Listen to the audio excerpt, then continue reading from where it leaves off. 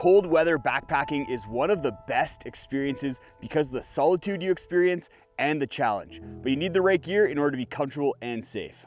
On this trip, I'm testing a bunch of gear that has the potential to be top performers when it comes to cold weather backpacking, including gear like the new X-Dome tent. Backpacking in conditions like this where the temperatures are low presents a bunch of unique challenges to things like staying warm, getting water, cooking, and even setting up a tent.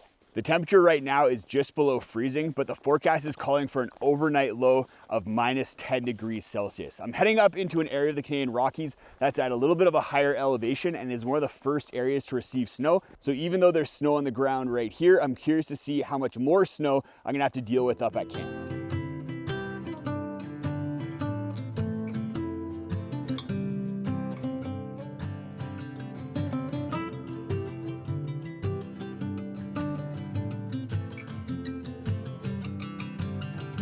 One of the first things that I switch up when I start getting out into conditions like this is the clothing and the footwear that I'm wearing while out on trail. For my footwear, I prioritize 3 things: waterproofness, insulation, and grip. On this trip, I'm using the Keen Revel 4. It has a waterproof lining so that I'm going through kind of slushy areas, snow, or wet areas, my foot is protected. It also has the perfect amount of insulation so that my foot isn't getting too warm, but it's also staying warm enough. Grip is really important in the shoulder seasons because usually you're going through freeze-thaw cycles, so you could have a lot of ice and slippery areas on trail. And the Keens have a really cool feature with their tread in that it has glass-infused rubber. They're one of the best treads that I've ever used for grip, and I really like them during these kind of conditions.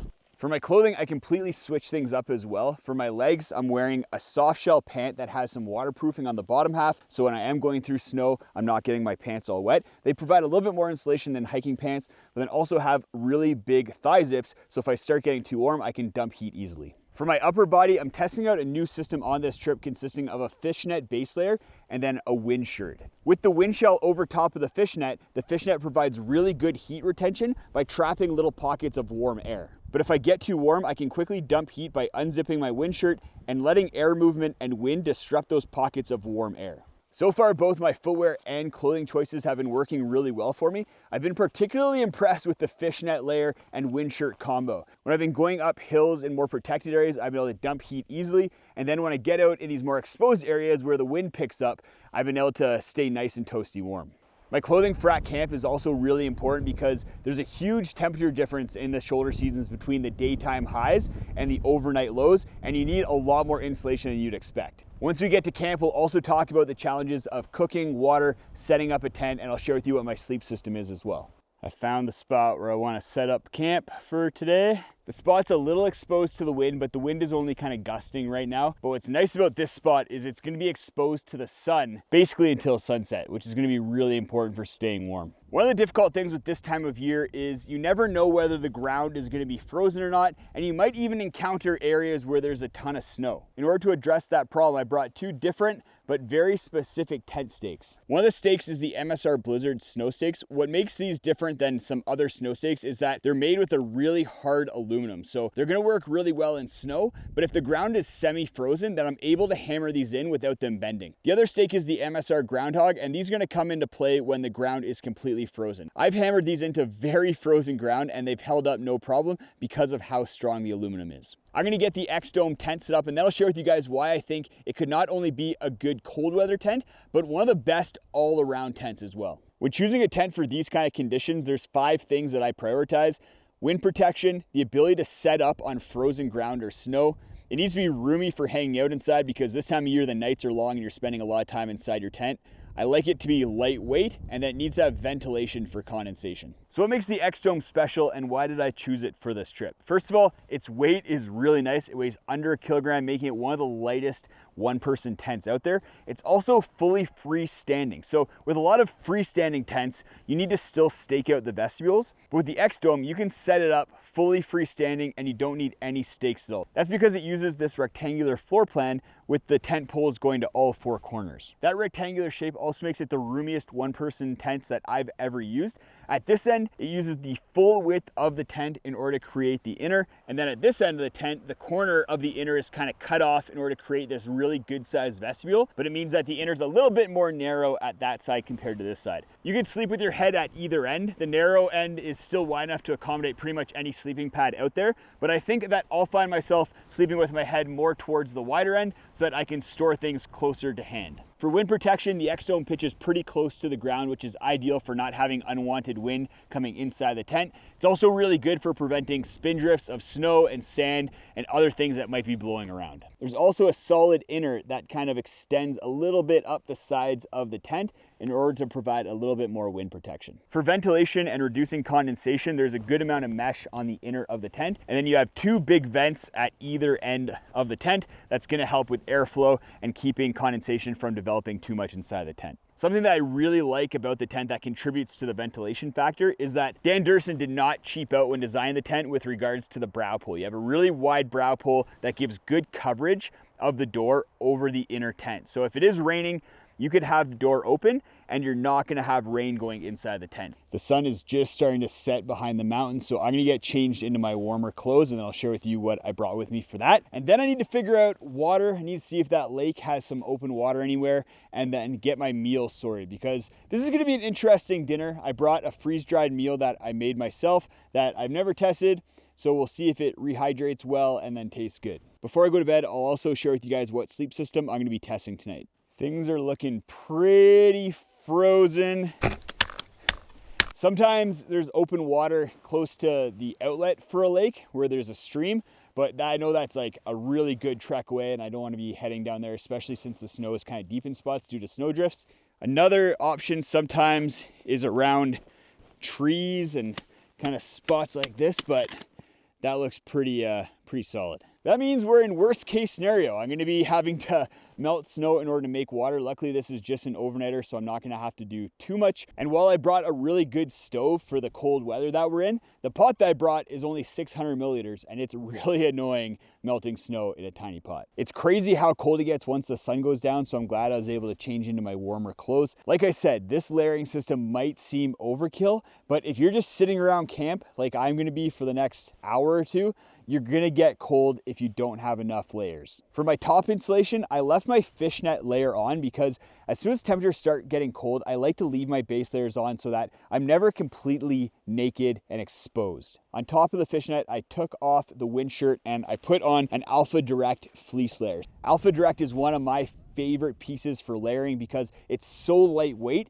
yet so warm. To top it all off, I have a down jacket. This isn't a lightweight summer down jacket. This one's more geared towards 3-season. For some people, if you're in warmer climates, you can get away with using this in the winter as well. It's the Decathlon MT500. And because it uses a 20 denier shell fabric that's very wind resistant, I find it's a very warm jacket. For my legs, I'm using a very similar approach to the upper half. I took off my soft shell pants and I put on a Alpha Direct layer. And then on top of that, I have a synthetic pair of insulated pants. So sometimes in the wintertime, I'll use down pants, but in the shoulder season, I like synthetic insulation because it deals with moisture a little bit better. So when the snow's a little bit wet, when the air's a little bit more humid, then synthetic pants I find are really nice. And then on my feet, I have some insulated booties made from Mountain Equipment Company. I love having insulated booties on trips because it's just nice to get out of your boots, and I find they're a little bit warmer than boots, especially when paired with a thick fleece sock like I have. For my sleep system, this is an interesting time of year because I don't need something extreme. I don't need an X-Therm sleeping pad and then a big down sleeping bag. I can get away with something that's still gonna keep me warm, but is gonna be a whole lot more comfortable. For my sleeping pad, I'm using the Nemo Tensor Extreme. It's a warm pad down to -30 for me, but it's a whole lot more comfortable than the X-Therm. That's because it adds some little dimples to the horizontal baffles in order to help with pressure relief.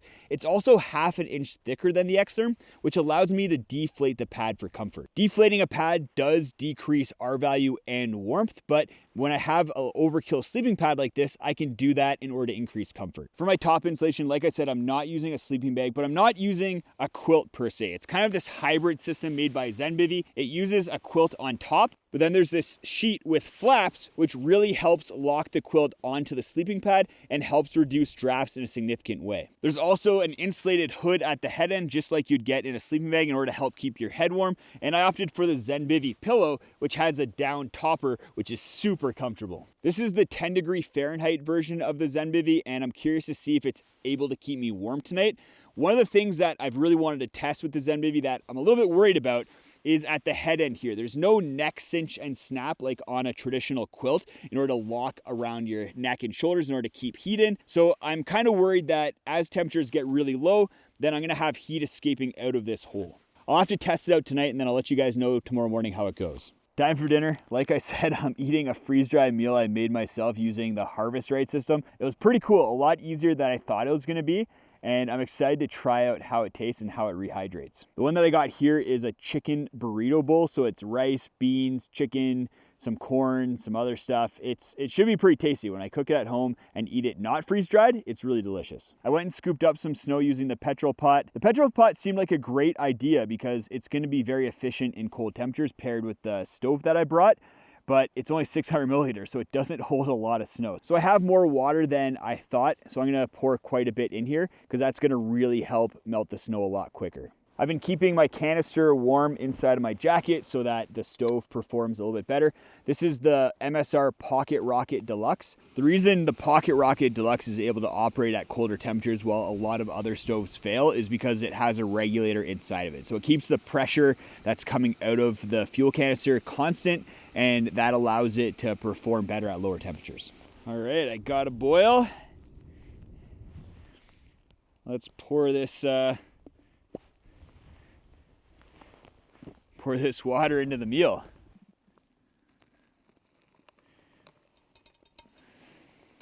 Give it a little stir in order to break up everything. Yeah. Smells good already, so that's a good sign.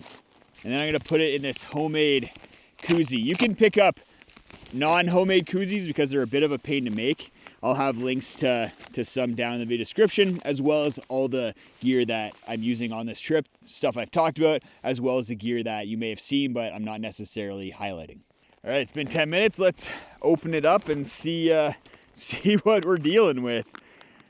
I'm excited. This will be a game changer if it actually works and tastes good, because I will save a ton of money on freeze-dry meals. Wow. Okay, everything rehydrated perfectly. The chicken's good, the beans are good, nothing's like hard and crunchy.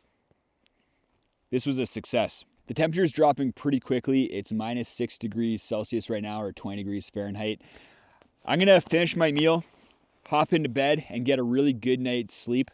And I'll let you guys know tomorrow morning whether I was cold overnight, how comfortable I was, and then I'll share with you whether there's any gear that I was disappointed in, what I thought was a really good success, and if there's any surprises.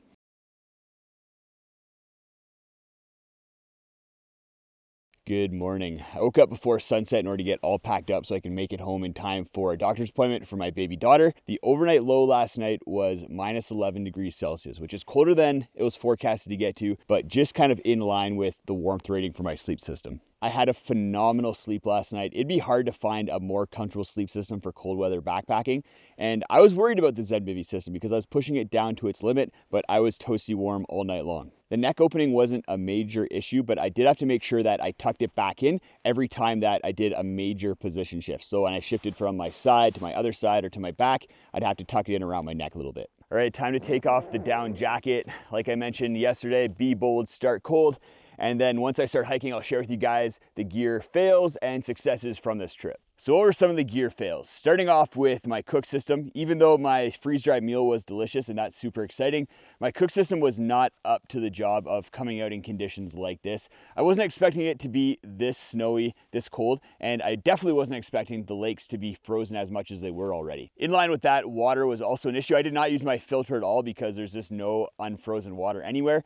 So if I was planning this trip again, I would have brought an inverted canister stove and then a much bigger pot. That would have allowed me to melt snow a lot more easily, cook a lot more easily, and just I would have been a lot more comfortable for food and water. As for gear successes, the sleep system was definitely a success. I slept way warmer and way more comfortable than I expected to, which was really nice. The fishnet base layer combined with the wind shirt was also a huge success. It worked so well. I used the fishnet base layer for about 20 days of winter backpacking and ski touring last winter, and it worked very well in those very cold conditions. But it's cool to see that it also works in shoulder seasons and isn't just for the dead of winter.